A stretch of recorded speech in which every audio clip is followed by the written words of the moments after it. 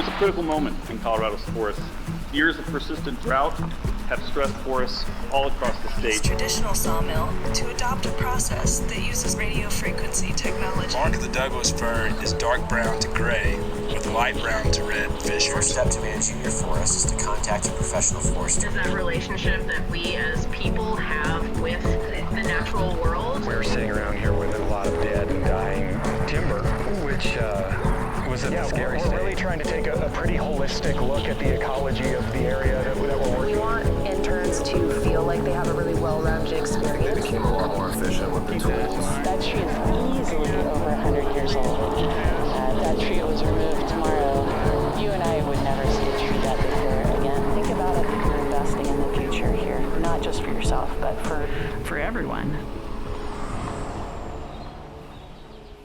Welcome to Forest FM, the official podcast of the Colorado State Forest Service at Colorado State University. My name is Matt McCombs, State Forester and Director of the Colorado State Forest Service. Welcome to another episode of Forest FM. Today, we're talking about internships. The Colorado State Forest Service is only one of 5 state forestry agencies still rooted in a land-grant institution in the United States. Our link with the Warner College gives us an incredible opportunity to provide high-quality experiences for students while at the same time building out the pipeline of natural resource workers we're going to need for tomorrow. I myself got my foot in the door through a fellowship with the USDA Forest Service and a bit of benefactor of fantastic mentors all along the way. We place a priority on ensuring that resources are available and opportunities for students occur all across Colorado. Our interns play a critical role in the real-world work we do every day. We hope you'll keep listening to learn more about the opportunities that exist and learn how to apply.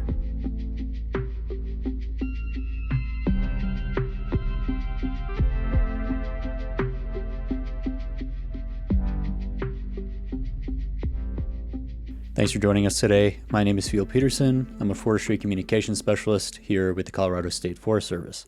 Today, we're joined by a few guests who are going to talk about the upcoming internship opportunities that we have for summer 2024.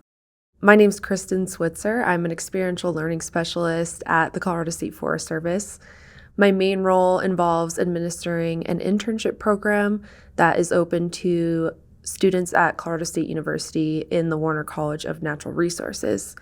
Beyond that, I have some duties involving a sort of academic liaison position where I serve as a connection between Colorado State Forest Service and Warner College.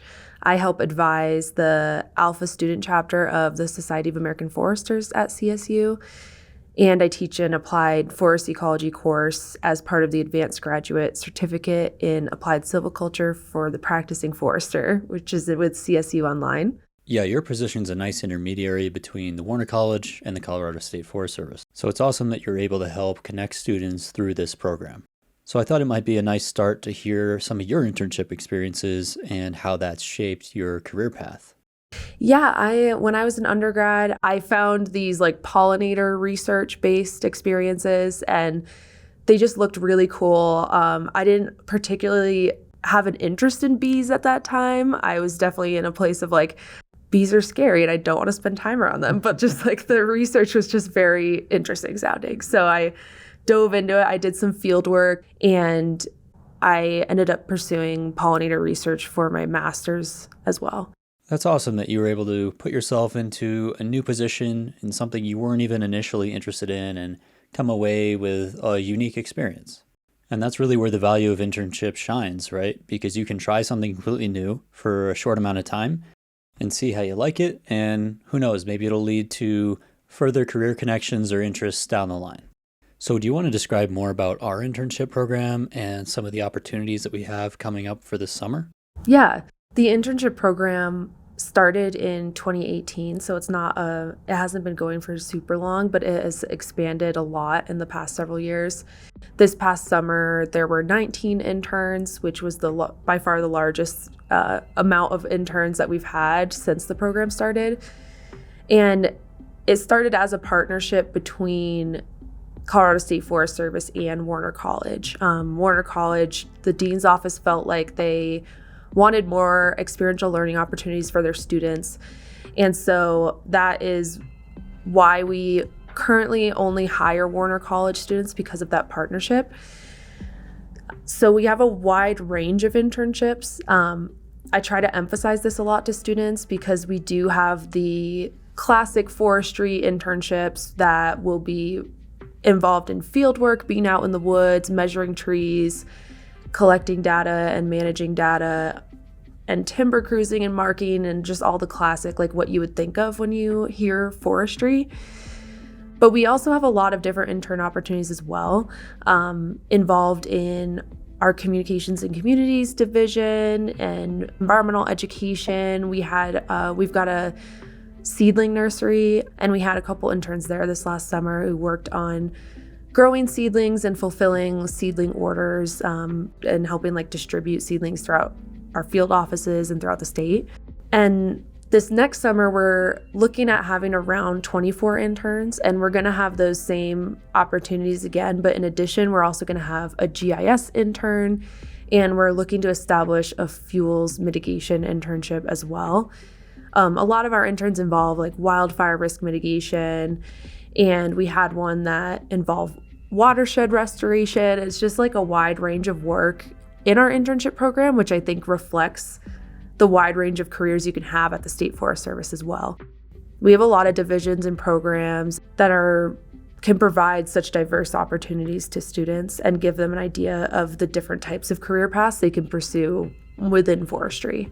We have either 12 or 6-week internships. The vast majority of the internships are 12 weeks, and we pay our students, which is great. Not all internship opportunities are paid, and we provide housing stipends to interns as well because the cost of living in Colorado is high, and we want to make sure students feel comfortable being able to pursue these like experiential learning opportunities and be able to afford that. Yeah, I mean, there really are a ton of positions available that touch on the whole range of work that CSFS does across Colorado. And a lot of these roles are beyond just your traditional forestry technician type position, and they offer a chance for a wider range of skill sets to be involved. But because there are so many positions available, it means that the list of positions on our employment site is a little bit overwhelming. So I'm wondering if you have some advice for students as they're looking through that page and figuring out which ones they want to apply for? Yeah, the list of internships, they're all very detailed, and I think it could probably look a little overwhelming for students when they first start going through it. It gives like minimum requirements and preferred experience. I always encourage people, if you don't feel like you have the preferred experience, like you should apply anyway if you're interested in the position. Our internships generally run from May to August. They are 12 weeks, but the listing on the employment dates looks like 13 weeks because we do have an orientation day, which is being planned for May 13th in 2024. And that day is just an opportunity for us to prepare students for their summer, what they should expect, what they're going to be doing in general. We've got a few writing assignments we have the interns do. We have them write a plan of work with their supervisor. So each intern has one direct supervisor that is a Colorado State Forest Service employee, and then they get a lot of mentorship from other employees as well. We want interns to feel like they have a really well-rounded experience, so we try to make sure they're on the right track, and we check in with them a lot during their experiences and really just want them to get the most that they can out of this. So after the orientation day, they all go to their respective offices or divisions, and throughout the state, we have positions all over the state, and they start their internship with their field office and their direct supervisor. So on the applications, there are a lot of positions listed, and students are allowed to submit the same application for every position. So they do have to submit an application to each position they want to apply for, but it can be the same cover letter.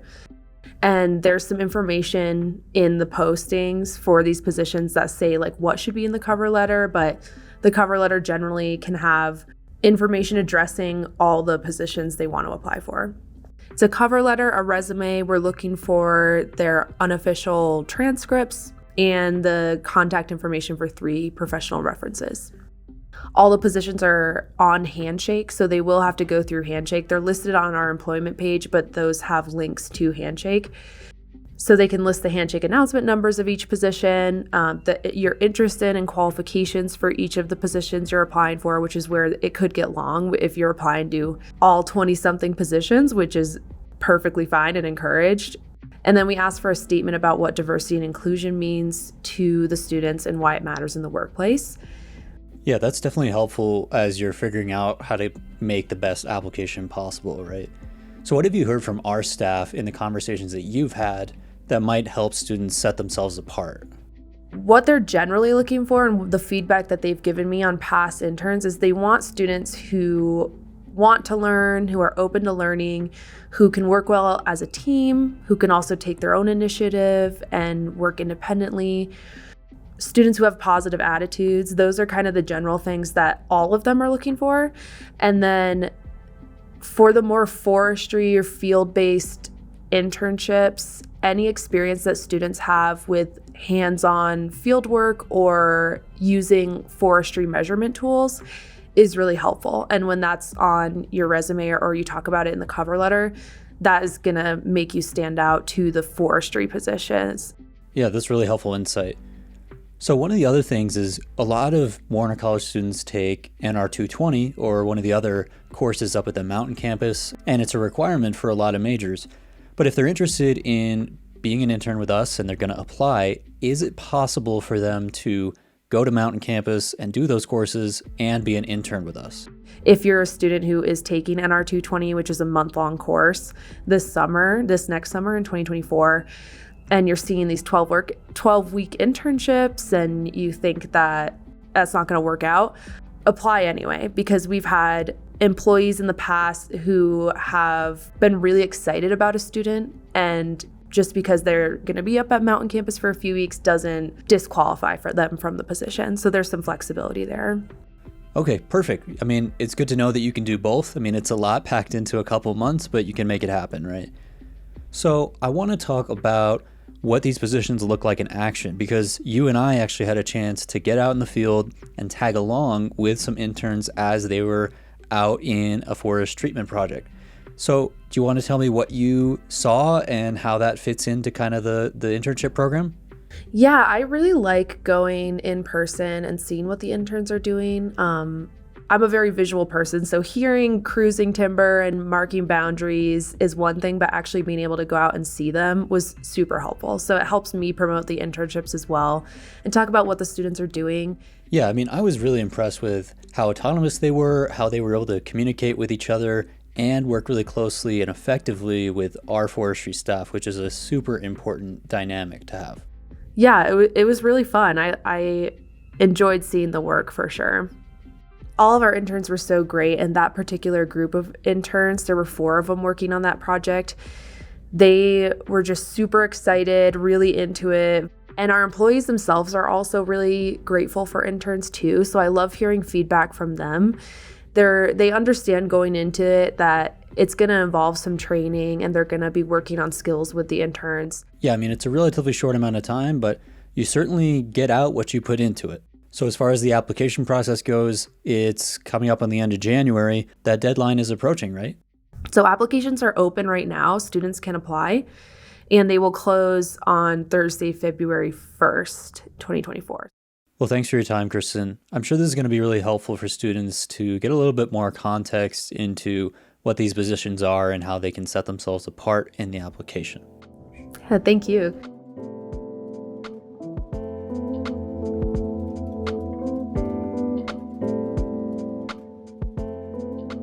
Coming up next, we're going to talk to a few foresters who worked really closely with a group of interns here in Fort Collins as part of the timber strike team.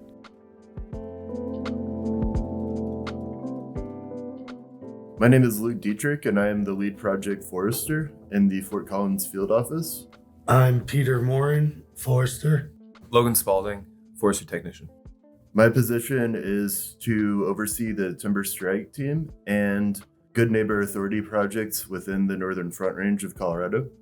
I supervise 2 full-time employees, a forester and a forestry technician.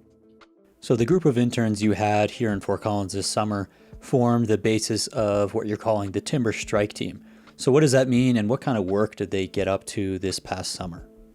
The Timber Strike Team is a product of an agreement between the U.S. Forest Service and Colorado State Forest Service. The intent is to help increase capacity for forestry fieldwork on GNA projects with a focus on federal land management. The Timber Strike Team is comprised of a forester, forestry technician, and we have 4 forestry interns every summer. So GNA stands for Good Neighbor Authority, which is a partnership that allows federal groups like the U.S. Forest Service and the BLM to work on cross-boundary type projects with us and with private landowners, etc.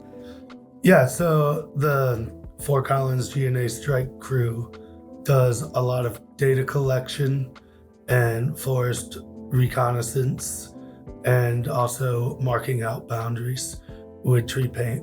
Things that we need our interns to bring to the table is abilities to hike in the woods and follow GPS navigation devices, particularly Avenza and mobile maps. But that can be taught on site. Willingness to learn is huge. The tree data that we collect is typically heights and diameters and species, the different basic measurements, and carrying paint. We tend to carry 1 to 2 gallons of paint on us. Typically, we would hike anywhere from 3 to 7 miles over rugged terrain. Other days of layout, we could hike 7 to 10 miles in the day, determining where unit boundaries are going to go or where wildlife exclusions will be. Taking data, tree heights and diameters, and really one of the most important things is treating each other with respect and maintaining a good attitude. They are long days. Sometimes you might work a 4 10-hour day schedule. Other times it might be a 5 8-hour day schedule. District, and we're doing some work with CPW on the state land. So we have a lot of different things going on, which is kind of the intent of Good Neighbor Authority and how we operate as an agency, is achieving stewardship. So you're hearing the behind the scenes of our visit alongside the interns up at Cherokee Park, which is the forest management project that they were working on. And you're hearing the lay of the land and what we're in store for the day. Compared to where we were yesterday. Yesterday we were having to buffer wetlands out of a unit. So we were right in there with it. But the safety concern for this unit is 2. Slips, trips, and falls, because we're going to be walking in rocky areas and climbing some slopes. So please walk slow, go slow, we're in no rush. All right, so... And that's Jacob, one of the strike team interns. So we're going that way next. And you're hearing the process of marking boundary trees using spray guns. Sounds good. And hiking up the hills around the treatment site. Forester's doing like any of this Yeah, so this is mostly like timber cell prep, right? Yeah. So can you describe in general a little bit more about what the interns are going to be getting out of an experience like this? Sure, yeah. In addition to a lot of the technical skills that the interns learn using the data collection tools that we provide, the interns also learn a lot of the soft skills that come with being a team. So that can include, communication, leadership, teamwork, and I think a big one is adaptability. So things can change on the fly all the time, and we just have to be ready for that. I think they became a lot more efficient with the tools as they got the opportunity to practice with them. And also they just became much more comfortable with each other, and the ability to take the lead at some times and at other times listen to instruction. Yeah, they definitely were way more confident at the end of the season. So at least this past summer, the interns were working primarily on that one project at Cherokee Park. Can you describe a little bit more about where the project was at when they came in and what they were able to contribute over the course of the summer and what's in store for the next round of interns next summer? So when the interns were hired, the Cherokee Park GNA project was basically in the planning stages. And with our increased capacity, we were able to start reconnaissance, inventory, and stand layout, which enabled us to start prepping this project for actual implementation. This Cherokee Park GNA project is roughly 600 acres in size, so it's quite a large project with a lot of associated field work. Next year, the plan is the interns will help us continue to set up this project to get it out for bid for loggers. So one task the Fort Collins GNA strike crew will be doing in the spring is painting the leaf trees within the cutting units. These are the trees that will remain after the thinning is done. This is the old growth ponderosa that we are specifically attempting to protect from fire and remove lattifules around them. So they'll be able to plan what the future forest looks like in Cherokee Park, as the trees they choose will hopefully be there 100 years from now. Yeah, that's pretty cool that they get a chance to work really closely with a real world forestry project and see all the different aspects of it play out in real life. So what else? What other things might they get out of their time here? You know, they're going to be spending roughly 80% of their time on these GNA projects, and we typically try to get them out somewhere else in the state for a week. We got them up to the state forest last summer, so a little diversity to what they do, not just kind of the same thing every day. Also, there's some professional development opportunities, I guess, direct mentorship from professional foresters on a daily basis. So, I mean, you all spent pretty much every day with this group of interns last summer. So what would you say was meaningful for you from that experience, and what do you think that you learned from them or picked up from them in return? I enjoyed the positive energy that the interns brought, their enthusiasm, and our ability to get things done quickly. I was like, this feels like that general area, so. Yeah. I know, right? That's what we were all thinking. I would say I definitely enjoy mentorship of young foresters and developing them professionally, especially out in the field. Because, you know, sitting in the classroom is one thing, but actually getting out and doing it is where you really learn a lot in forestry. Yeah, it was great to learn from their experiences, their backgrounds, and from my perspective, I was new in May, so I come from a ecological restoration background, so I was able to answer some of the bigger questions regarding that. But Pete was instrumental in answering a lot of the forestry-focused questions that the interns had, so that was a big help. Well, I'm certainly looking forward to seeing what you all get up to next summer with the next round of interns. So now that you've learned a little bit more about our internship program and the opportunities that we have, we hope that you'll check out the positions and consider applying for yourself. Those applications are available on Handshake, but you can find them by navigating to our website. That's csfs.colostate.edu. Go to the employment page and scroll down until you find all of the summer internship positions. And remember, that application deadline is February 1st, 2024.